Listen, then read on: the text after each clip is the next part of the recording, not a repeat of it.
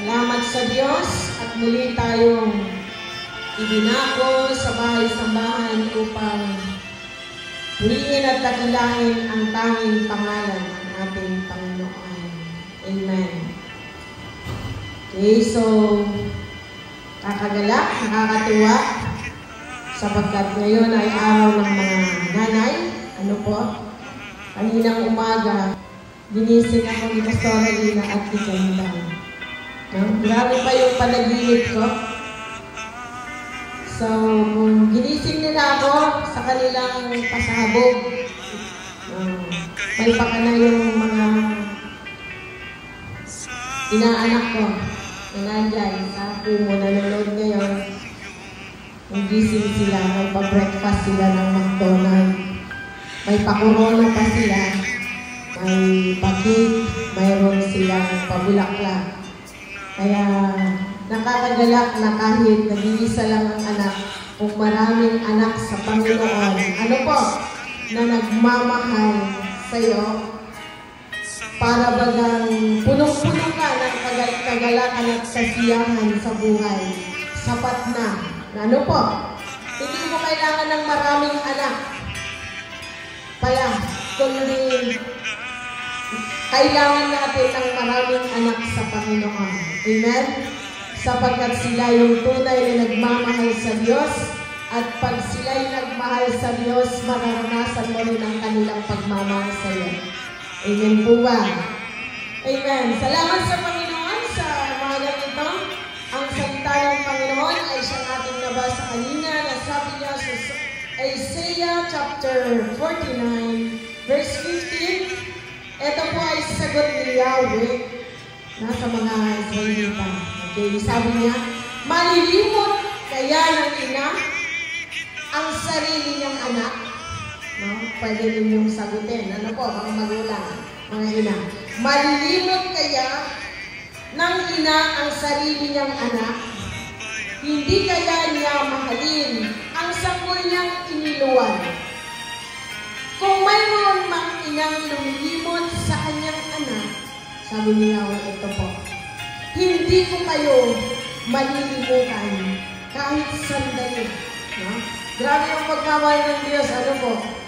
Kung may magulang, kung may ina na nililimot niya yung kanyang ina, ang Panginoon ay hindi niya kakalimutan ang kanyang mga anak. Kahit sandali. Ano yung sandali? Kahit man lang isang kisap mata, hindi na tayo kinakalimutan. Ganun po ang pagmamahal ng Diyos sa atin.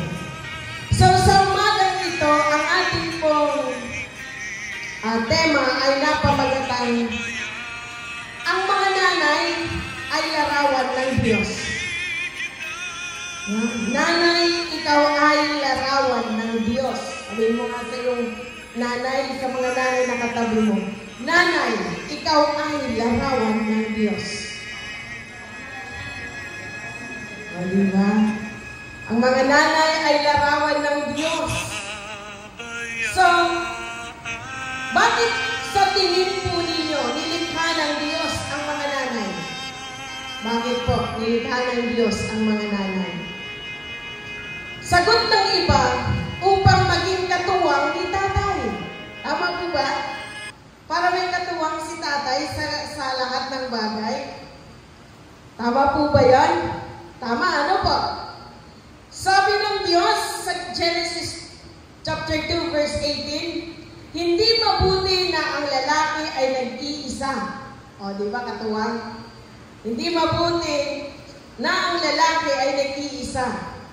Siya'y igagawa ko ng isang katuwang na nababagay sa kanya. Okay, Genesis 2:18.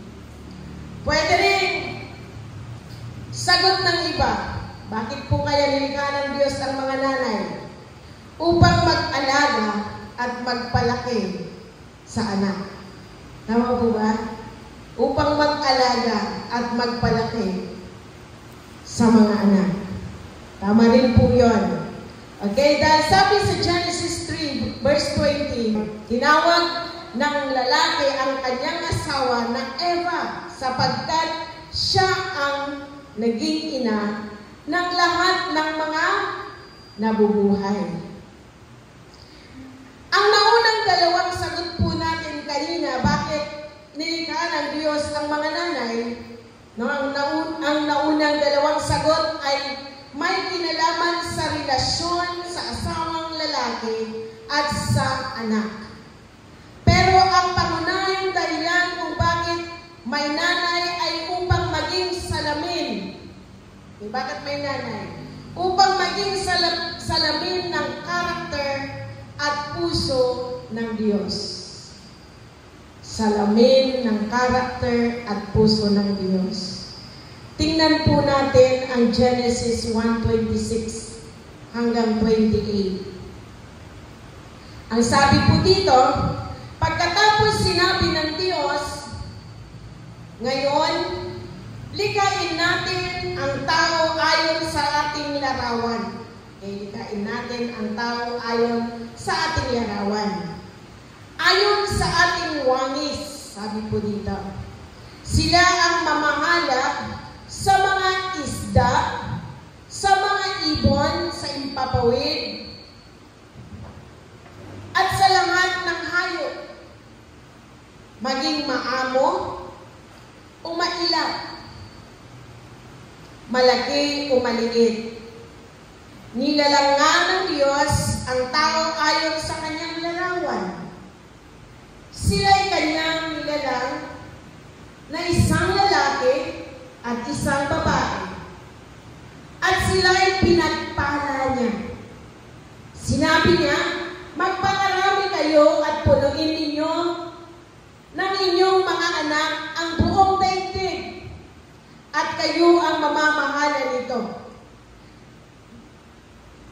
Binibigyan ko kayo ng kapangyarihan sa mga isda, sa tubig, sa mga ibon, sa impapawid, at sa lahat ng mga hayop na nasa ibabaw ng lupa.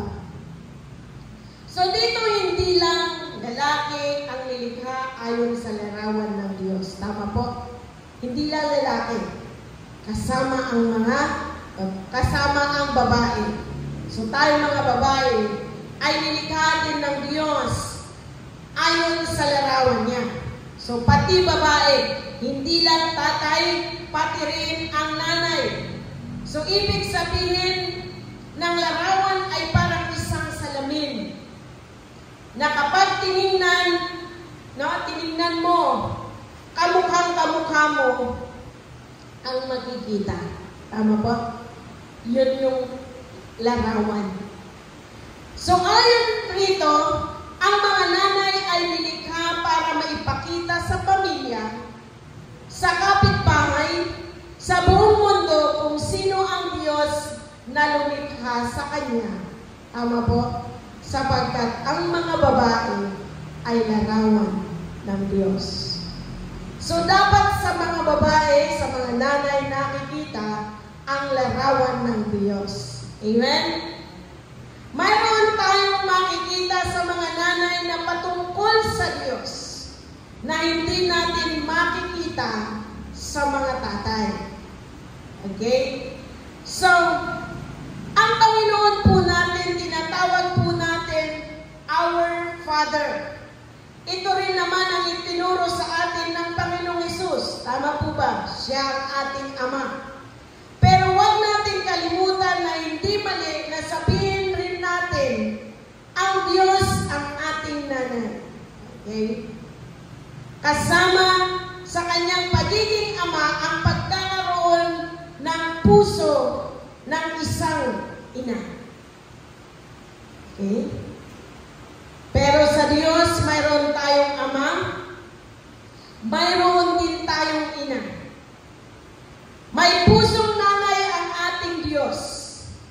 Ang mga nanay ay larawan ng pusong nanay ng Diyos. Nakuha niyo po yun? Ang mga nanay, ang mga ina, ay larawan ng pusong nanay ng Diyos. Nakikita po ba natin ito sa mga nanay? Okay. Pansinin po natin ang sinabi ng ating teksto sa umaga nito. Yung sabi sa Isaiah 49 kanina, malilimot kaya ng ina ang sarili niyang anak. May mga inang nakakalimot. Ano po? Meron po ba? Mayroon. Ipinamimigay nga po. Ano po? Hindi kaya niya mahalin ang sanggol niyang iniluwal? Kung mayroon mang inang lumilimot sa kanyang anak, tingnan natin ang Panginoon. Hindi ko kayo kakalimutan kahit sandali. Nakalimutan na tayo ng Diyos? Nakalimutan na po ba tayo ng Diyos? Hindi, ano po? Kahit sandali, di tayo nalilimutan ng Diyos. Bakit niya ginamit ang ilustrasyon ng pagiging nanay para bigyan diin ang katotohanan hindi siya lumilimot sa kanyang bayang pinili, ang Israel? Kasi sa kabila ng kanyang kabutihan at mga binitiwang pangako na magbibigay sa kanila ng pag-asa, ito pa ang sabi ng mga Israelita. Pinabayaan na tayo ni Yahweh. Nakalimutan na niya tayo. Yun yung sinabi ng mga taga-Israel, mga Israelita. Nakalimutan na tayo ng Panginoon. Pero ang tugon ng Panginoon, hindi ko kayo kakalimutan kahit sandali. Yun ang sabi niya. Pero diin ng mga Israelita, pinabayaan na tayo ni Yahweh. Nakalimutan na niya tayo. Isa itong salita ng isang taong desperado. No? At nawawalan ng pag-asa dahil sa mga paghihirap na naranasan niya sa buhay. Pag desperado ka nga naman, ang dami mong masabi. Tandaan ninyong isinulat ang aklat na ito ni Propeta Isias sa panahong malapit ng parusahan ng Diyos ang mga taga-Juda sa pagpapatapon sa kanila sa Babylon. Nauna nang ipinatapon ng Diyos ang Northern Kingdom, ang Israel sa Assyria, mula chapter 1 hanggang chapter 39, binibigyan din ang pagpaparusa ng Diyos sa kanila dahil sa kanilang pagre-rebelde sa Kanya. Minsan nga naman kung may anak na nagre-rebelde, anong reaksyon ng magulang? Ulit mula sa chapter 40 hanggang chapter 46 ng Isaiah, puro mensahe sa pag-asa ang ibibigay niya. No? Sa yung perspective ng mga nasa ibang bayan na bibigyan niya sila ng pag-asa at pangakong babalik sila at darating ang Mesiyas na tagapagligtas para sa kanila. So dito makikita ito sa isa sa mga tinawag na servant songs sa Isaiah 49 verses 1 to 13. Servant songs. Siguro dahil sa bigat ng pinagdaraanan nila, hindi nila nakikita ang presensya ng Diyos. Minsan ganoon po yung sa atin. Sa bigat ng pinagdadaanan, hindi natin mapapansin ang presensya ng Diyos. At sasabihin, bakit mo ako pinabayaan, Panginoon? No? Bakit mo ako pinabayaan? No? Para sigurong isang nanay na nangibang bansa at araw-araw na hinahanap ng kanyang mga anak. Kung may mga tayong napapanood na ang nanay ay nasa ibang bansa at mga anak na iwan sa bansa, dito sa Pilipinas, lagi nilang sinasabi, nasaan kasi si nanay? Bakit hindi ko siya nakikita, lalo na pag maliit pa yung anak na iniwan? Dito po sa ating teksto, akala ng mga Israelita ay iniwan na o pinabayaan na sila ng Diyos.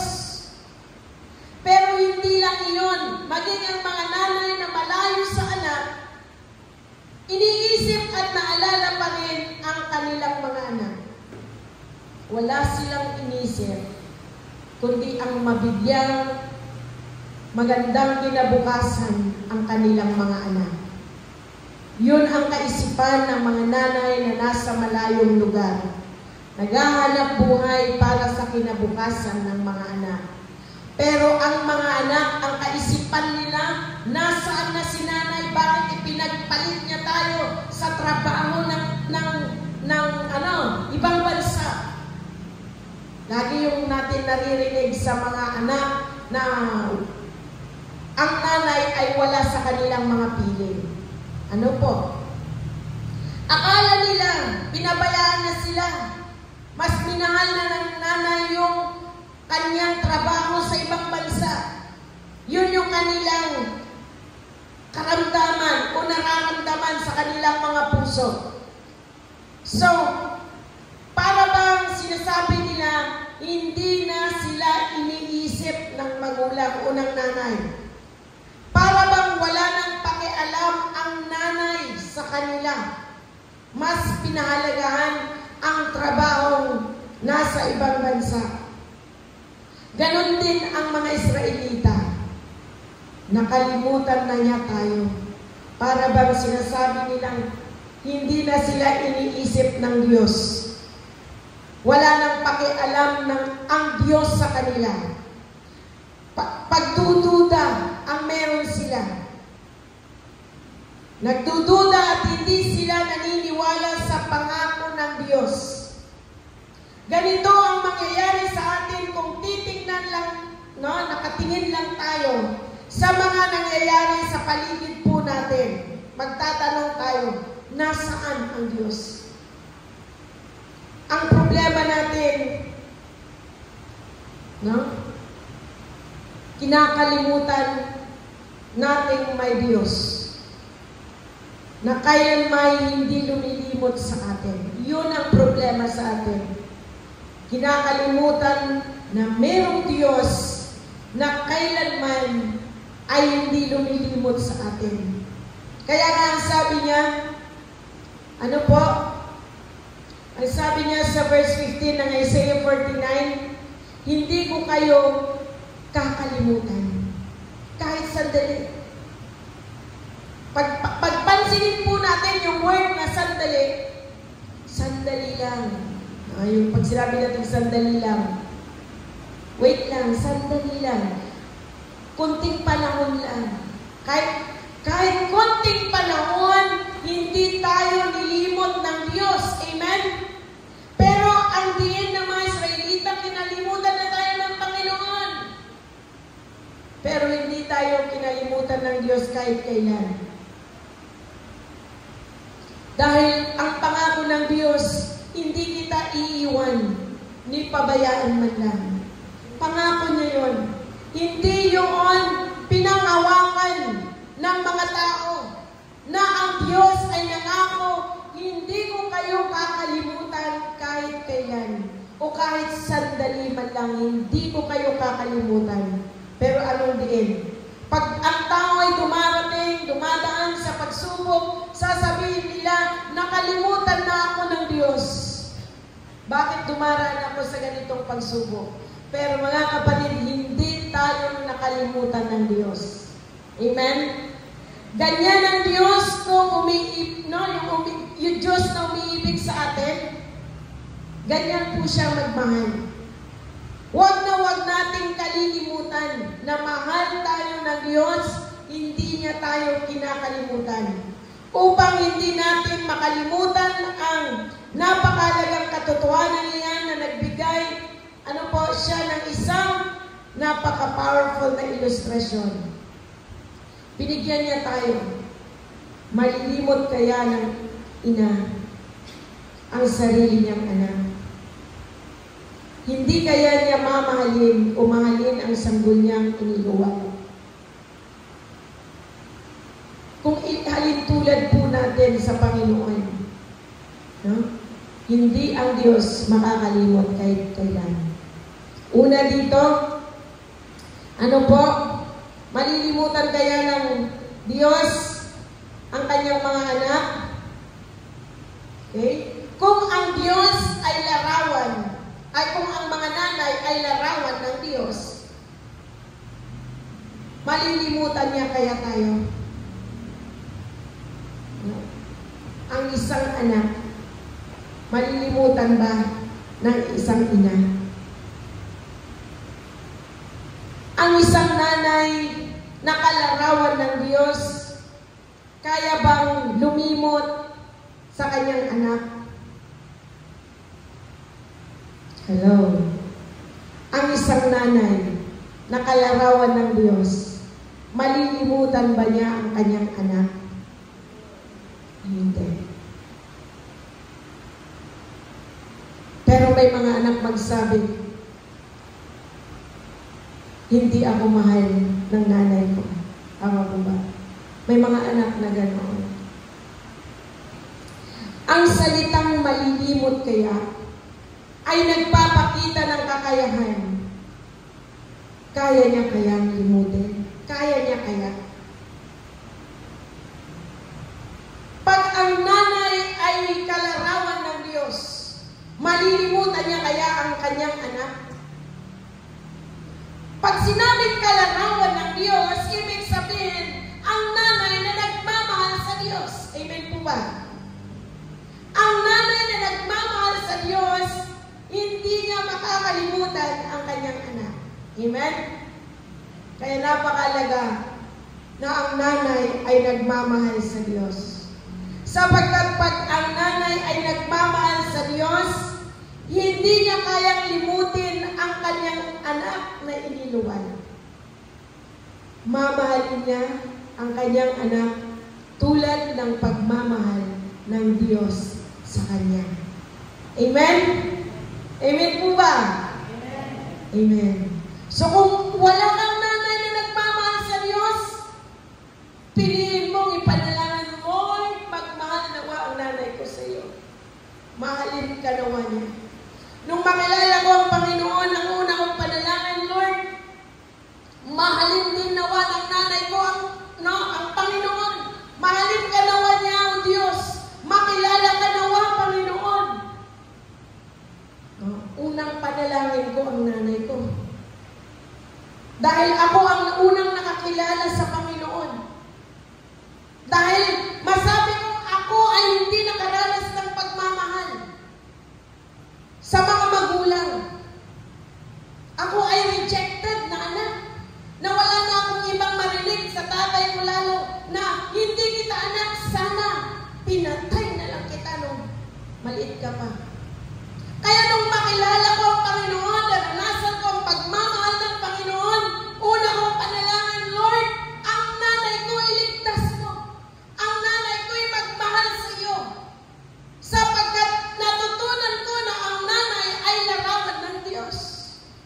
At salamat sa Panginoon, unang nakakilala sa pamilya, ang nanay. At ang nanay ko noon, hindi marunong magsabi ng mahal kita.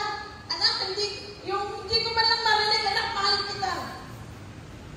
Pero ako, sabi ko, araw-araw nakausap ko ang nanay ko, mahal kita, mami. Walang hindi ko bibitawan ang telepono na hindi ko masabi na I love you, ma'am. At simula noon, narinig ko na yung anak, mahal din kita. Di ba? Anak, mahal kita. Nung una kong marinig ang pagsabi niya ng I love you, napaiyak ako. Mahalaga yun sa isang anak. Kaya nga, kahapon, sabi ko kay Kendall, hindi ako nakarinig ng I love you nung ako'y bata pa. Pero, sasabihin ko sa iyo, lagi kong ipapaalala sa iyo na mahal kita. Yan nawa ay tandaan mo. Hanggang sa iyong pagtanda, andito lang ako, magmamahal sa iyo. Hindi kita kakalimutan. Kahit na hindi ka nagmula sa aking sinapupunan, ikaw ay pinanganak sa puso ko. At ikaw ay mahal ko. Mamahalin kita dahil regalo ka ng Diyos. Ano po? Dahil ang mga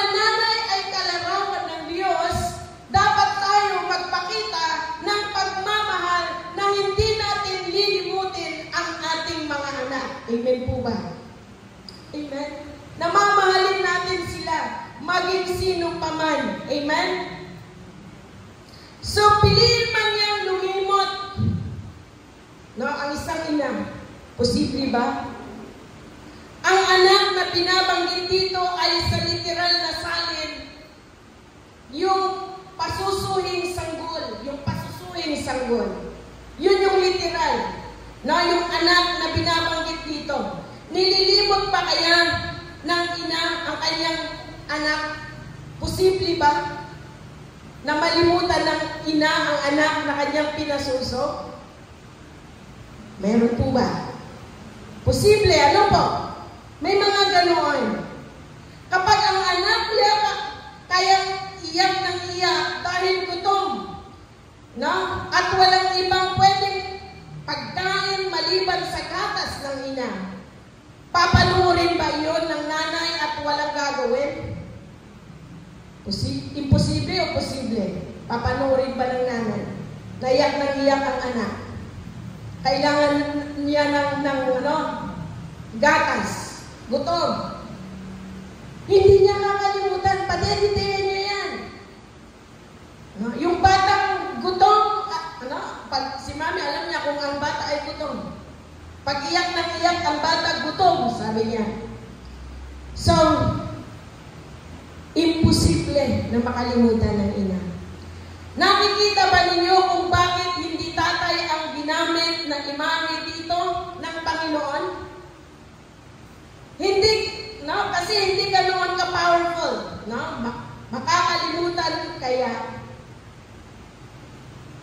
ng mga lalaki kapag may ibinilin sa kanila ang asawa, no?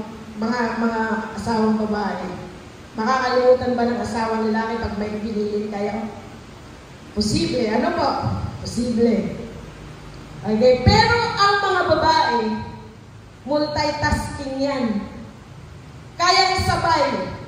Nagpapasuso, nagbabasa, nag-iisip kung ano ang iluluto, no?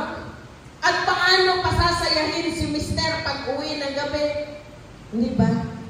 Multitasking ang mga nanay. Ay sasabihin ng mga tatay, kung tinanong siya, anong trabaho ng misis mo? Wala, nasa bahay lang. Ano po? Wala, nasa bahay lang. Yan ang sagot ng mga asawang lalaki. Nasa bahay lang ang misis ko. Pero hindi niya naisip na mas marami pang trabaho ang nanay sa bahay. Tama po? Hindi ba trabaho yung kanilang ginagawa? Wala lang sweldo. Kasi ang karamihan, pag sinabing trabaho, yung may sweldo. Pero ang mga nanay, maraming trabaho nang walang sweldo. Tama po ba? Multitasking. Pag bagong panganak, nagpapadede, magluluto pa yan. Maglalaba pa yan. Mag-aalaga pa ng mga anak. Maglilinis pa ng bahay. Ano po, ang daming inaalala sa loob. Kung meron pang mga kambing, baka, aaruhin pa niya yan. Aalagaan pa, iuwi pa, pakakainin pa. Dami, no? At pagdating ng asawa, alalahanin pa niyang asawa, lakay, kumain ka na ba? Pagkarating ng gabi, mangangalabit pa yan, dagdag pa yung trabaho ng nanay. Tama po ba? O di ba ang dami? Pero sabi lang ng tatay, walang trabaho, nasa bahay. Multitasking ang nanay. Pero tingnan po natin ang mga nanay hindi napapagod. Ano po? Ang tatay pagdating galing trabaho, kumain na, pagkakain, wala lang trabaho. Matutulog na lang. O di kaya, dalawa lang ang sabi ko sa inyo dalawang trabaho lang ang lalaki. Tama? Trabaho sa araw at trabaho sa gabi. Tama po ba? Di ko na yung sasabihin, alam nyo na yan. Okay, so pero ang mga babae, sabi ko nga, multitasking. Kaya bang lumimot ng mga nanay? Para yatang imposible. Ano po? Pero pwede. Kung meron mang inang lumimot sa kanyang anak, meron? Oo, may mga taong ganoon. Wala namang perpektong nanay. Lahat din ng nanay ay makasalanan at may mga limitasyon. Walang perpektong nanay. Hindi naman lahat sa atin dito ay puro magaganda ang masasabi natin patungkol sa nanay. Tama po ba? Mayroon ding mga pangit at masasakit na karanasan. Pero ang Diyos, kung mayroon mang inang lumilimot sa kanyang anak, hindi ko kayo makakalimutan kahit sandali, sabi niya. Ngunit hindi kita kalilimutan, sabi ng Panginoon, hindi kita kakalimutan. Ang pag-ibig ng Diyos sa atin ay ikumpara man sa pinakamataas na antas ng pag-ibig ng tao tulad ng ina sa kanyang sanggol ay walang katulad. No, walang katulad ang pag-ibig ng Diyos. Dahil mga itinuturing ng mga anak ng Diyos, hindi niya tayo kalilimutan. Ayaw niyang may mangyaring masama sa atin. Puro kabutihan ang nais niya para sa atin. Amen? Ang Diyos, puro kabutihan ang nais niya para sa atin. Hindi rin tayo malilimutan. Imposible na siya ay lumabag sa kanyang karakter. Sabihin man natin magagawa ng Diyos ang lahat ng bagay, may mga bagay na hindi niya kayang gawin. Hindi niya kayang limutin tayo bilang kanyang mga anak. At imposible iyon na gagawin ng Diyos para sa kanyang mga anak. Amen? Salamat sa Diyos, sa mga nanay na nagbigay ng buhay sa atin. Salamat din dahil sa kanyang walang sawang pagmamahal sa atin. Kaya salamat sa mga nanay na kalarawan ng Diyos. Amen? Kalarawan ng Diyos ang mga nanay. Pangalawa, ang mga nanay na ibinigay ng Diyos sa atin ay kahanga-hanga. Kahanga-hanga. Nagpapasalamat tayo sa Diyos o nagpapasalamat ako sa Diyos sa mga nanay dahil maabilidad sila. Pero hindi lahat ng nanay maabilidad. Ano po?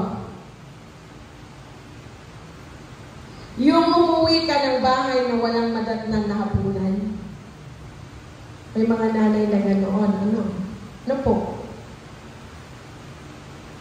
Hindi nakapagluto. Hindi na asikaso ang mga anak. Nakakalungkot yung mga ganoong nanay.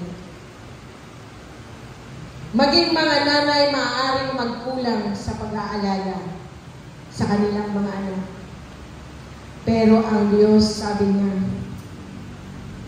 sa Isaiah 49 verse 19 to 21, aking pinabayaan ng mawasak ang iyong bansa. Ngunit ngayon ito'y magiging masikip sa dami ng tao, at ang mga taong dumurig sa iyo ay itatapon sa malayo. Sasabihin ng mga anak mo balang araw na isinilang sa pinagtapunan ninyo. Ang bayang ito'y maliit na para sa atin. Kailangan natin ang mas malaking tirahan. Sasabihin mo naman sa iyong sarili, kaninong anak ang mga iyon? Na wala ang mga anak ko, at ako na may hindi na magkakaanak. Itinapon ako sa malayo, ako'y iniwang mag-isa, nag-iisa. Saan galing ang mga batang iyon? Okay? So, maraming nawala sa mga Hudyo dahil sa kanilang pagkakatapon sa ibang bansa. Pangako ng Diyos kay Abraham na siya ang magiging ama ng napakarami. Paano yun? Pero nangako ang Diyos na ibabalik ito lahat ng Diyos kung sila'y magbalik loob sa Diyos at patuloy na magtiwala sa Kanya. Itinalapon sila sa ibang bansa. Okay? Pero nangako ang Diyos sa kanila na pag sila'y nagbalik loob sa Kanya, ibabalik sila ng Diyos. Magtataka pa nga sila kung paano magkaloob ang Diyos. Ang Diyos kailanman ay nagbibigay ng lahat ng kailangan natin. At magtataka tayo at mamamanga sa paraang ginamit niya. Ano po? At tatanungin din natin sa ating pagkamangha, saan galing ang mga ito? Now, minsan pag tayo na may pangangailangan, mamamanga po tayo na ang Diyos ay kumikilos at siya yung nagpadala ng probisyon sa mga pangangailangan iyon. Kapag ang Diyos gumawa ng surprises sa buhay po natin, sasabihin natin, galing ito sa Diyos. Amen? Mga Israelita hindi naniwala na ang pangako ng Diyos ay ibabalik sila. Ngunit mayroon kondisyon pag sila'y nagbalik loob sa Diyos at magtiwala sa Kanya. Ibibigay niya lahat ng kanilang pangangailangan. Ganon kabuti ang Diyos pag tayo po'y nagtiwala sa magagawa ng Panginoon sa ating buhay. Amen? Kaya para sa inyo na maaaring nagrereklamo na sa Diyos dahil tingin ninyo ay kinakapos na kayo, huwag kayong magtaka na isang araw ipakita sa inyo ng Diyos na siya'y kahanga-hanga kung magbigay. Huwag kalimutang may Diyos na hindi tayo lilimutin. Amen? Hindi tayo lilimutin. Pangako ng Diyos na nandiyan. Siya ay Diyos na hindi sumisira sa kanyang pangako. Amen po ba? Amen? Pangatlo, kung ang nanay ay larawan ng Diyos, ang mga nanay na ito ay hindi sumisira ng pangako. Amen? Hindi sumisira ng pangako. Ang ating Diyos kasi kahit kailan hindi sumisira ng pangako. Amen po ba? Ang mga tatay kapag ipinangako sa anak, maaaring makalimutan lalo na kapag maraming mga pinagkakaabalahan. Ang nanay, mas maalalahanin. Ultimo maliit na bagay, inaalala niya. Lalo na kapag may mga espesyal na okasyon. No? Pero may mga nanay rin na nasisira sa kanilang pangako. So, ibig sabihin, hindi perpekto. Hindi lahat ng nanay ay perpekto. Pero, sabi ko nga, ang mga nanay na nagmamahal sa Diyos ay kalarawan ng Diyos. At ang mga nanay na ito ay hindi sumisira ng pangako. Amen? Amen po ba?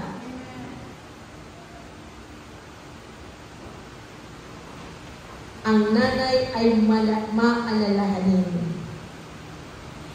Halimbawa, a-attend ng yung darating na okasyon sa mga anak.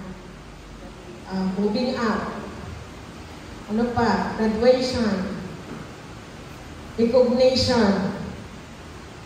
So, halimbawa, a-attend sa graduation, recognition, moving up. No? Tapos, inaasahan ng anak.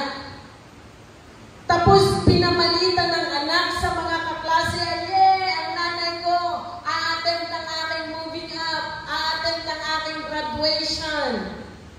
Diba, umaasa ang anak. Araw ng graduation, araw ng moving up, naghintay ka, walang dumating. Napahiya ka lang sa mga kaklase. Sabi nila, akala ko ba pupunta nanay mo? Hindi naman pala, kawawa ka naman. Sino sa inyo nakaranas ng graduation, moving up? Ay, wala pang moving up na tawag. Graduation, ano tawag natin noon? Pag, end of the year, ng school year. Closing. Okay, closing. Yun ang tawag natin ng closing. Hindi nakaranas na umattend ang nanay sa graduation. Ako 2 beses, mami ha. Grade 6 and high school, wala ang nanay ko. Para bagang sariling sikap ako noon. Kahit nga, kung wala akong pambayad sa school, hindi ko yan tinatawag, hindi ko tinatawag si mami na, puntahan mo naman ang eskwelahan ko, mag-promissory note. Sariling sikap po ako. Ako na yung makikiusap sa registrar. Wala kaming pera, wala kaming pambayad ng tuition fee, pwede ba mag-exam ako? Mangangako na lang ako na sa ganitong araw babayaran din po namin. Graduation, closing, walang nanay. Wala akong pictures na makita. Walang, mahal pa naman ng noon, ng film. 12 shots, kahit pa pinicturan ka, pag hindi ito nabuo, wala din silbi.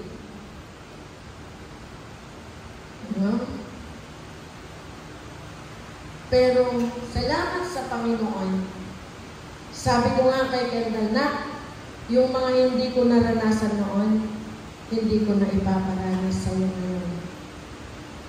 Kasi alam ko yung pakaramdam Ano po? Pakaramdam ng isang anak na wala yung nanay sa tabi. Okay? So tayong mga nanay, sikapin po natin na suportahan ang ating mga anak. Amen po ba? Suportahan po natin sila sa lahat ng kanilang gagawin. Pero yung tamang gawain lang yung tama lang. Yung pagsuporta. Hindi sa kalokohan, kundi sa tamang bagay. Suportahan natin ang ating mga anak. Amen po ba? Amen? So,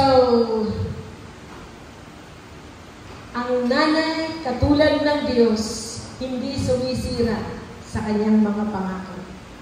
Huwag natin sirain ang pangalan natin sa Panginoon at sa ating mga anak. Amen?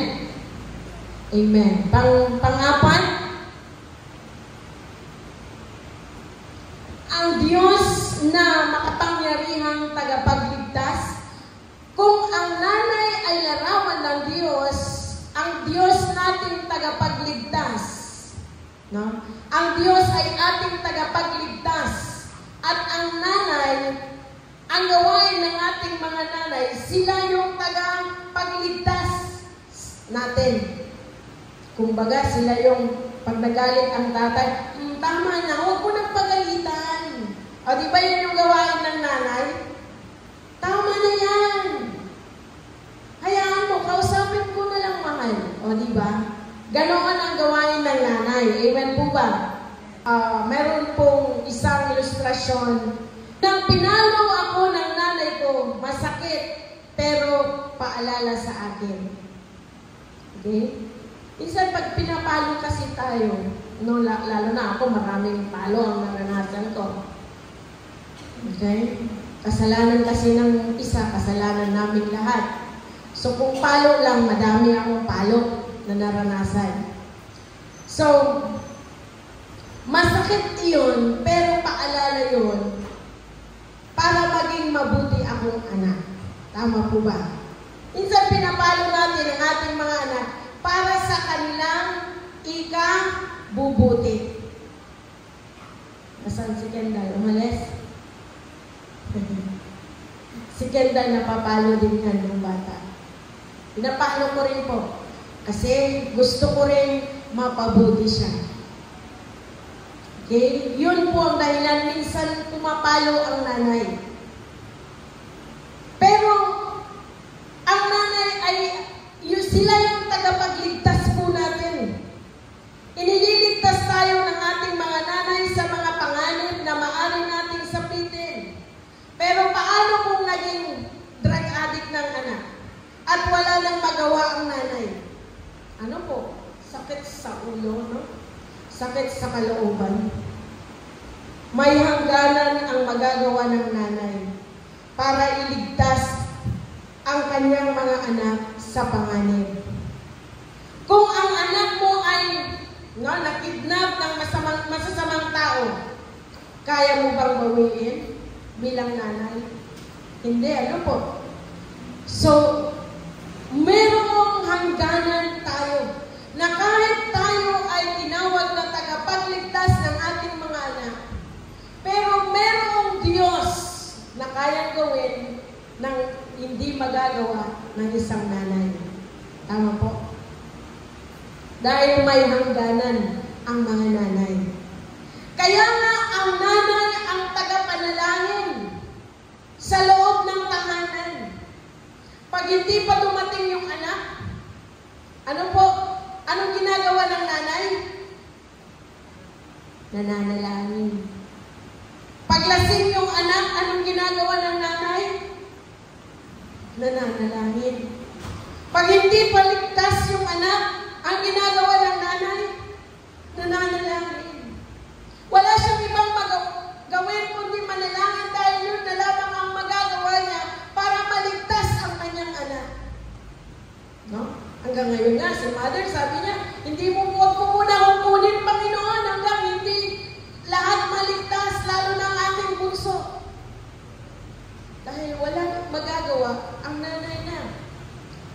Kung lalo na ang mga anak ay mayroon ng sariling kaisipan, ang magagawa na lamang niya ay ipanalangin ang kanyang mga anak. Amen?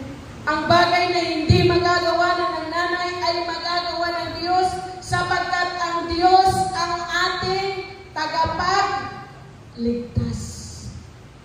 Yun ang limitasyon na natin bilang mga ina. Mayroong bagay na hindi na natin magawa, ang kaligtasan ng ating mga anak. Pero huwag tayong mawalan ng pag-asa sapagkat ang tunay na tagapagligtas ay ang Diyos sa ating buhay. Amen? Tayo na ang mananalangin, mamagitan between God and our children. Amen? Amen po ba? Kaya napakalaki ang responsibilidad ng isang ina sa loob ng tahanan. Mahalaga ang ina sa loob ng tahanan. Amen po ba? Hindi lang maliit na tulad ng kalaman ng karamihan na ang ina walang ginawa kundi doon lang manahan sa tahanan. Taga-bantay lang ng bahay. Taga-bantay lang ng anak. Hindi yun madali. Amen? Kaya saludo ako sa mga nanay. How much more kung 8 ang anak mo tulad ni Mother? Marami na yung pag-iyak. Sa 8 naming magkakapatid, iba-iba ang ugali po namin. Nasa amin na siguro ang klase ng ugali. At marami na siyang luhang ibinuhos para sa aming mga anak niya. No? Iba-iba ang ugali. Hirap siya para abutin kami. Kaya nga, ang lagi kong sinasabi sa kanya, wala ka nang ibang gawin, pakinggan mo lang sila kung ano yung damdamin nila, makinig ka lang at wala kang ibang sasabihin. Tagapakinig ka lang sa kanila. Kasi kung sasagot ka, makarating sa kabila, mag-away-away na naman ang mga anak. So, ang tamang gawin, pag marami kang anak, iba-iba ang ugali, wala kang ibang gagawin, kundi tagapakinig ka lang at tagapanalangin. Amen? Amen po ba? Mapalad ako, isa lang. Alam ng Diyos siguro, hindi ko kakayanin yung 8. Kung isa lang, hirap na ako. How much more sa 8 kaya? Ano po? No? Sinong marami dyan? Sister Marieta, 2 din. Sister, ilan ang anak mo po? Ilan? Si Sister doon sa likod. Ang hirap, ano po? Kung sa isa lang nga, hirap na ako. How much more yung 8? Kaya super mom, masabi ng super mom ang mami ko kasi sa dami-dami ng anak, iba-iba ang ugali, ang dami niyang pinagdaanan na niyang pag-iyak at sama ng loob, matibay pa rin siya. No?